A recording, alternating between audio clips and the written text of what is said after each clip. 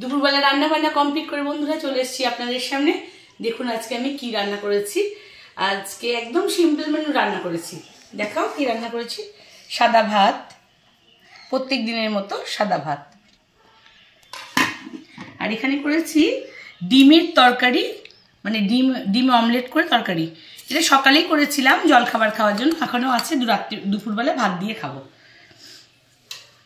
এখানে আছে পাবদা পোস্ত, পাবদা মাছ করেছি পোস্ত দিয়ে।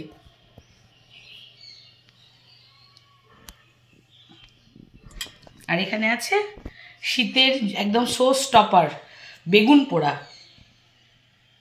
বেগুন পোড়া তো অসাধারণ লাগে, শীতের বেগুন পোড়া।